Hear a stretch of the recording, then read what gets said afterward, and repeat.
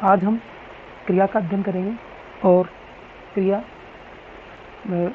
के टॉपिक को कक्षा 10 के लिए बहुत उपयोगी है और 2 नंबर का आता है ये।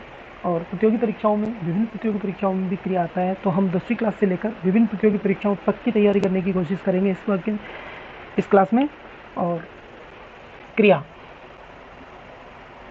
सर्वप्रथम हम क्रिया की बात करते हैं तो क्रिया की परिभाषा सबसे पहले याद करनी होती है। तो परिभाषा हमारे सामान्य शब्दों में हम कह सकते हैं कि वाक्य में प्रयुक्त वह शब्द जिससे किसी कार्य का होना या करना पाया जाता है उसे हम क्रिया कहते हैं। अर्थात वाक्य में प्रयुक्त वह शब्द जिससे किसी कार्य का होना व करना समझा जाए उसे क्रिया कहते हैं। क्रिया अब सामान्यतया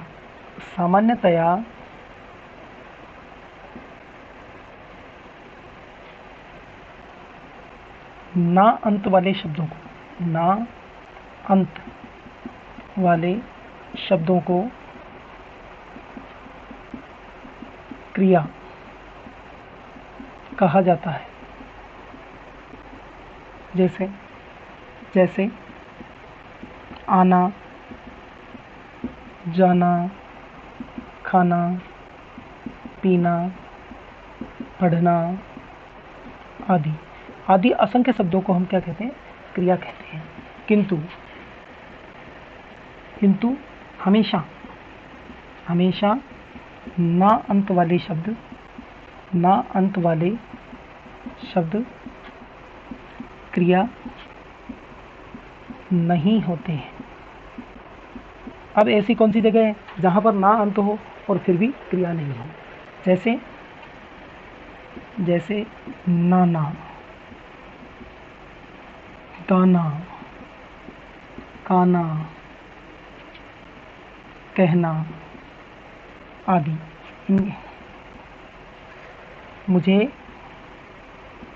मुझे नाना के घर जाना है। अब यहाँ पर जो क्रिया है वह है यह शब्द, किंतु ये जो नाना है ये क्रिया नहीं है। जैसे एक वाक्य और लेते हैं, इसका दाना तो बड़ा पुष्ट है। तो यहाँ पर जो दाना शब्द लिया हमने, वो दाना क्या है? क्रिया नहीं है। जैसे मोहन आँख से काना है। तो ये जो काना शब्द ले रहे हैं हम, ये काना। जैसे बड़ों का कहना मानो। तो यहाँ पर क्रिया क्या है? मानना। लेकिन ये जो कहना क्या है? ये है। अब यहाँ पर नाना, दाना, कहना और काना, ये सभी क्रिया नहीं होकर क्या है? इनको क्या कहेंगे? क्रियार्थक संज्ञा। यानी यहाँ पर ये क्रिया का अर्थ देने वाले शब्द संज्ञा का काम कर रहे हैं। ठीक है, तो ये सब इन वाक्यों के अंदर क्या क्रिया नहीं है। चलिए आप स्क्रीनशॉट ले लीजिए, आगे पढ़ते हैं।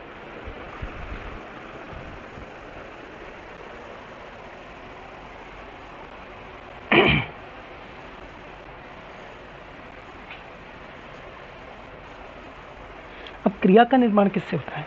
तो क्रिया का निर्माण होता है धातु धातु में हम जोड़ देते हैं प्रत्यय और उससे हमें मिल जाती है क्रिया। जैसे पढ़, पढ़ एक धातु है, इसमें हमने जोड़ दिया क्या, ना प्रत्यय, और शब्द बन गया पढ़ना। तो ये पढ़ना तो है क्रिया और ये पढ़ाया जो है धातु। इसी तरह खेल, खेल आगे हम जोड़ते हैं ना, बन जाती है खेलना। दौड़, ना, दौड़ना। तो इस प्रकार ना। अब ये धातु क्या होती है, तो धातु की परिभाषा को समझने के लिए हम नीचे लिख लेते हैं। हिंदी में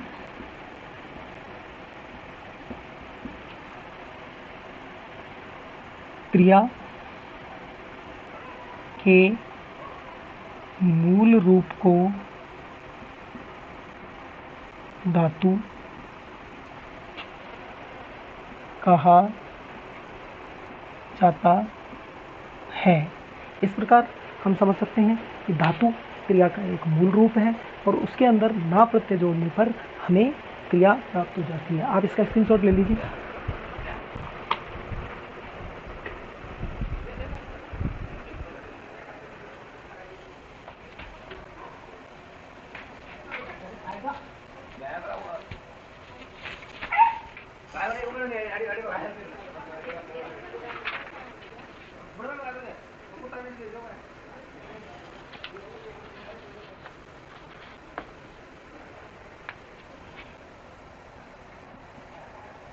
क्रिया के भेद, क्रिया के भेद,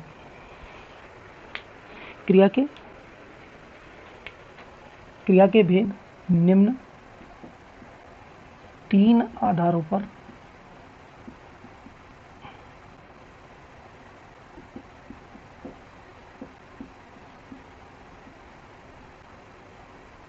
किए जाते हैं। पहला आधार है कर्म के आधार पर, दूसरा आधार है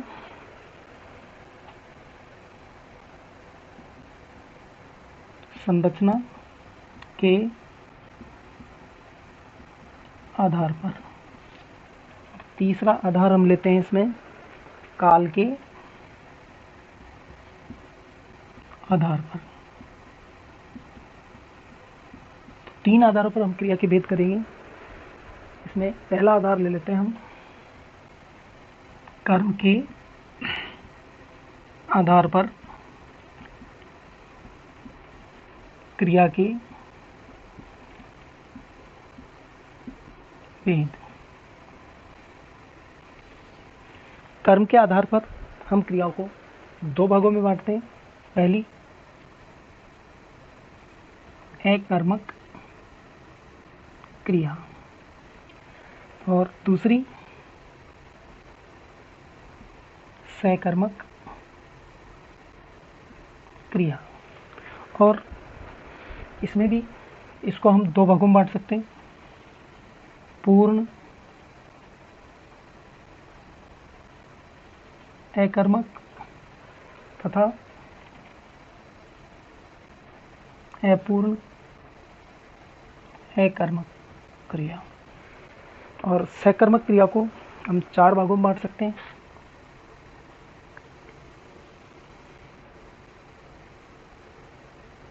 एक कर्मक क्रिया, दूसरी द्विकर्मक क्रिया और तीसरी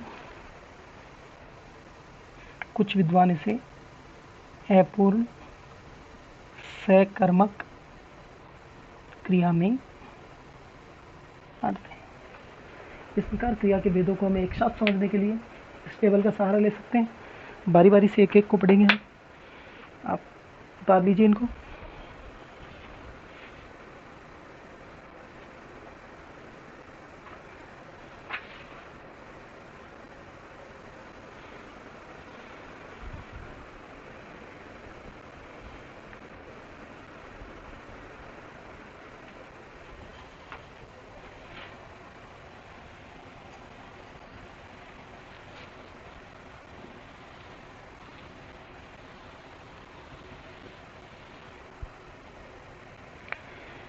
इसमें से पहला बिंदु लेते हैं,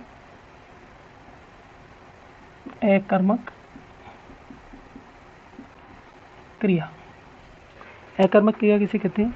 वाक्य में प्रयुक्त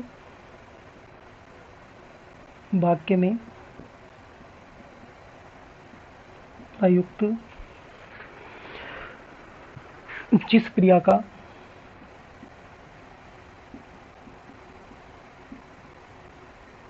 वाक्य में प्रयुक्त जिस क्रिया का कर्म नहीं होता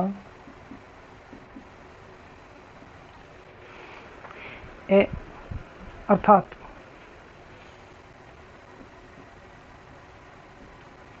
जो कर्ता तक ही सीमित हो,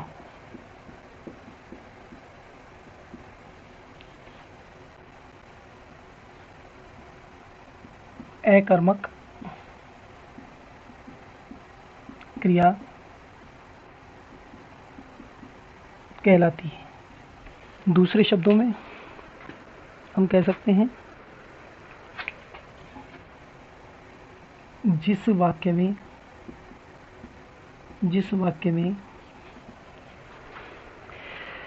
क्रिया का प्रभाव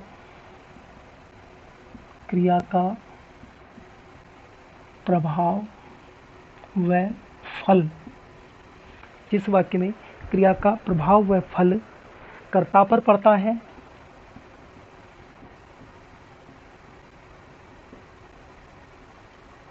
वह क्रिया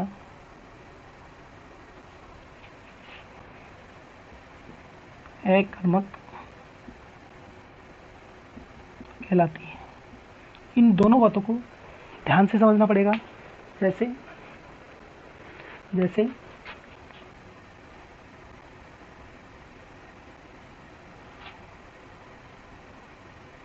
मुग्धा दौड़ रही है। अब ये दौड़ना, तो यहाँ पर ये दौड़ना क्रिया प्रयुक्त हुई है, जो कि अकर्मक क्रिया है। क्यों है अकर्मक? क्योंकि देखिए कौन दौड़ रही है? मुग्धा, और मुग्धा क्या है यहाँ पर? कर्ता। तो इसका फल कर्म क्या दौड़ रही है? तो क्या का कोई जवाब नहीं आ रहा है यहाँ पे, यानी क्या, अगर क्या नहीं है तो वह क्रिया अकर्मक है।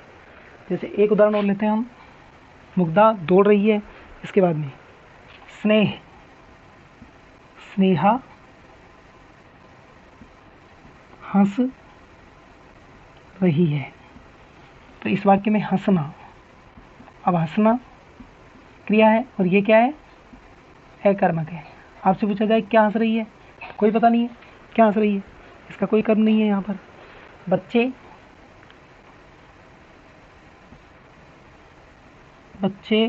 सो रहे हैं।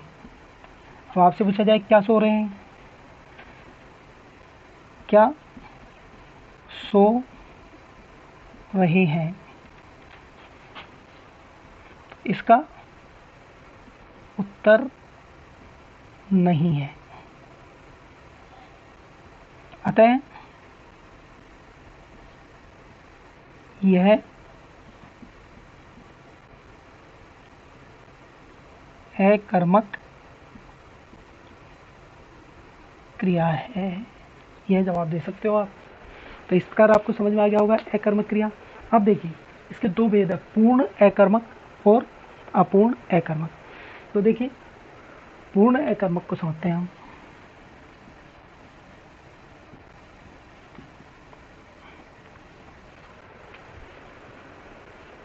इसको आप नोट कर लीजिए और पढ़ेंगे हम।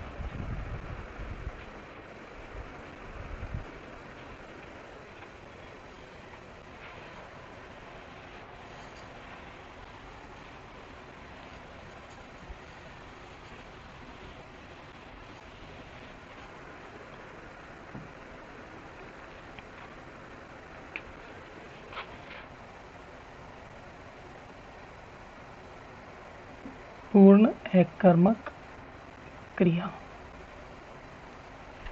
इसमें लिखिए, इस प्रकार के वाक्य में, इस प्रकार के वाक्य में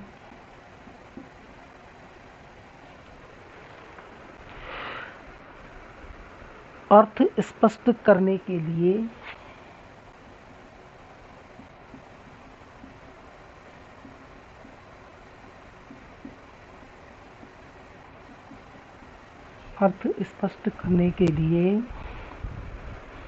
कर्ता के अतिरिक्त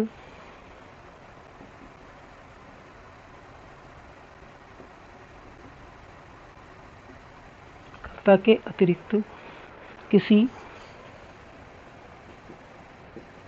अन्य शब्द की आवश्यकता नहीं होती। अर्थात पूर्ण अर्थ कर्ता द्वारा ही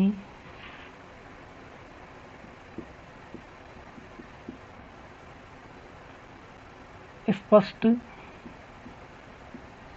हो जाता है।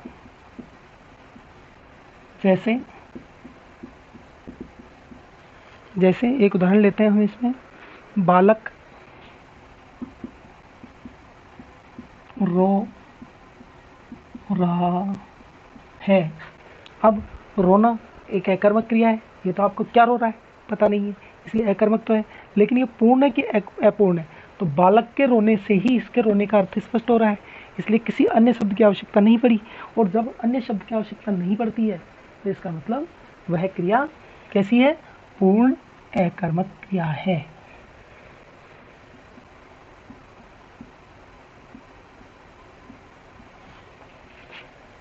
अच्छा, दूसरी लेते हैं हम, पूर्ण अपूर्ण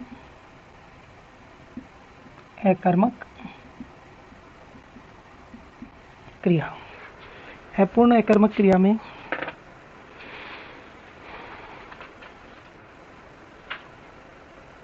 जिस क्रिया को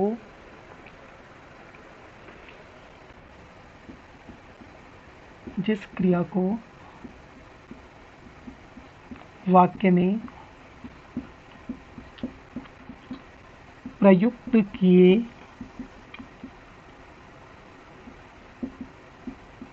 जाने पर कर्ता के अतिरिक्त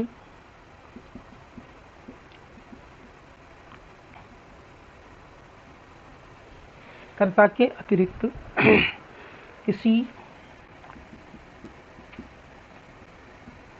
अन्य शब्द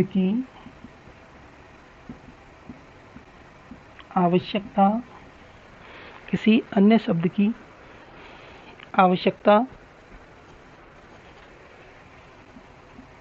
पड़ती है। अर्थात पूरक शब्द के माध्यम से अर्थ स्पष्ट होता है। वह क्रिया अपूर्ण अकर्मक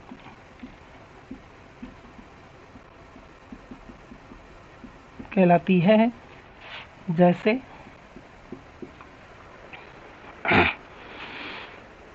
श्वेता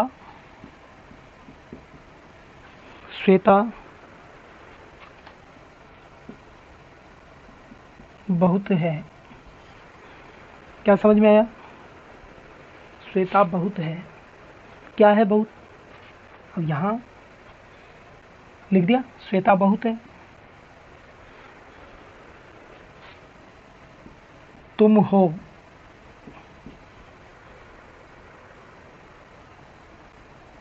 हम होंगे।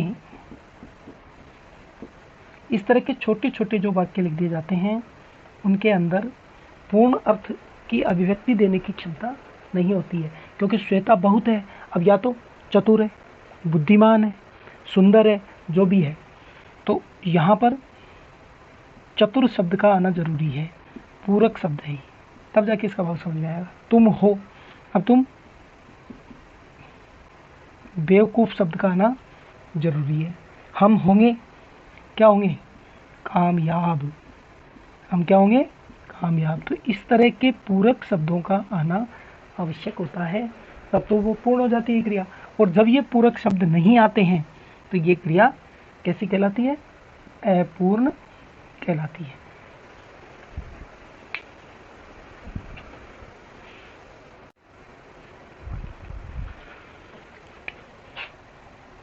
सकर्मक क्रिया।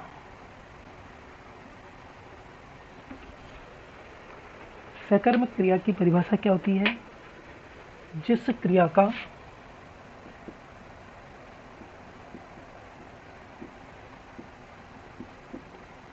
फल कर्ता पर न पड़कर कर्म पर पड़ता है, वह क्रिया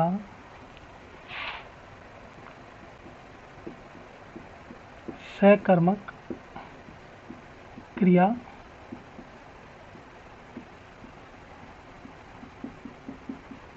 कहलाती है।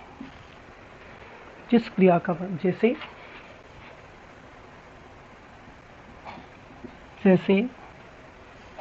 स्नेहा चित्र बना रही है, क्रिया क्या है? यहाँ पर क्रिया है बनाना। क्या बना रही है?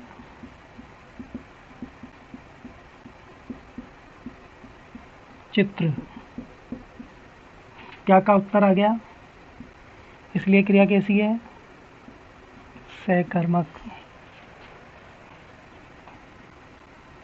मुदित सितार बजाता है, क्रिया क्या है? बजाना।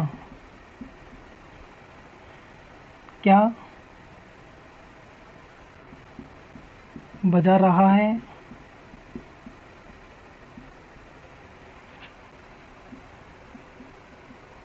सितार। सितार कहाँ पर है? ये रहा। तो कैसा होगा? क्रिया कैसी होगी? सकर्मक। क्रिया कैसी होगी? सकर्मक। तो इस प्रकार से सकर्मक क्रिया को, अब सकर्मक क्रिया के भेद।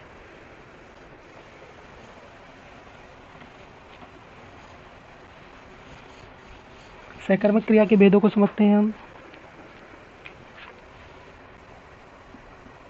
सकर्मक क्रिया के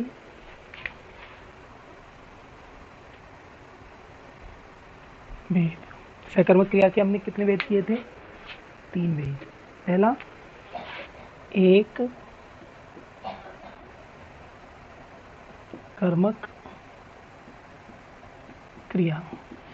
एक कर्मक क्रिया, जिस वाक्य में एक कर्ता के साथ एक क्रिया और एक ही कर्म प्रयुक्त हो, तो वह क्रिया एक कर्मक क्रिया कहलाती है। अर्थात कर्ता के साथ एक क्रिया एवं एक ही कर्म प्रयुक्त हो, वह क्रिया क्या कहलाती है? एक कर्मक क्रिया कहलाती है। जैसे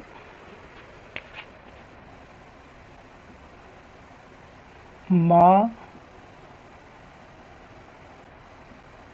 अखबार पढ़ रही है। क्या पढ़ रही है? अखबार। तो कर्म कितने हैं?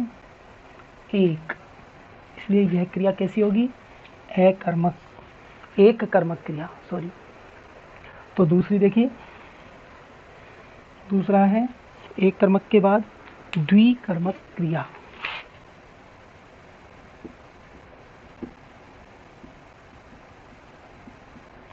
द्विकर्मक क्रिया।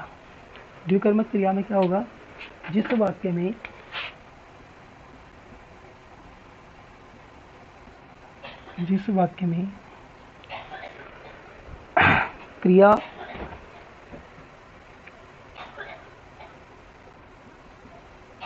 क्रिया के साथ दो कर्म युक्त हुए हों वह द्विकर्मक क्रिया कहलाती है। जैसे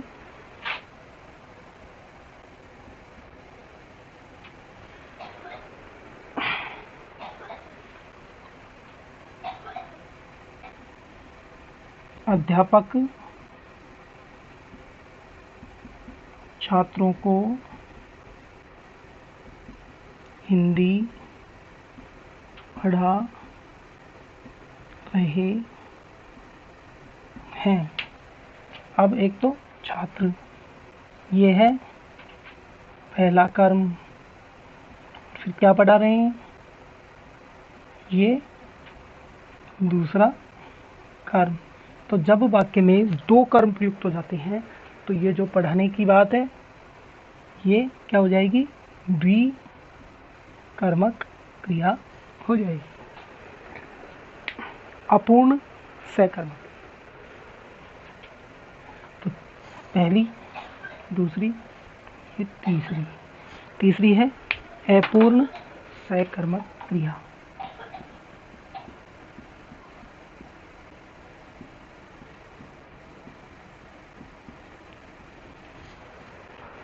जिन क्रियाओं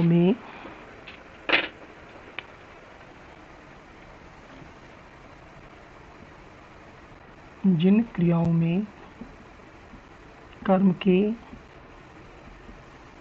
रहते हुए भी अर्थ का पूरा बोध नहीं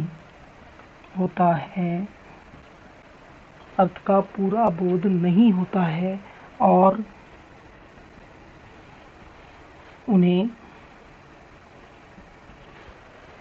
पूरा बनाने के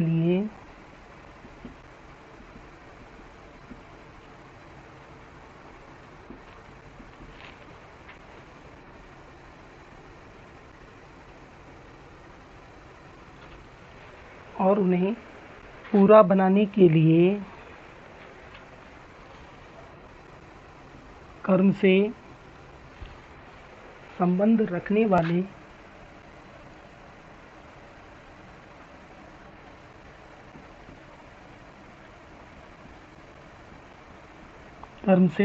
रखने वाले किसी अन्य पूरक शब्द की आवश्यकता होती है।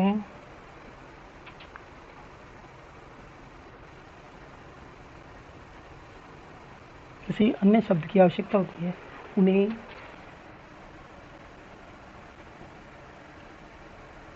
अपूर्ण सकर्मक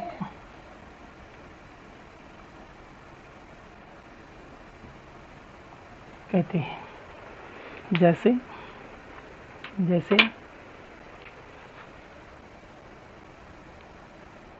अध्यापक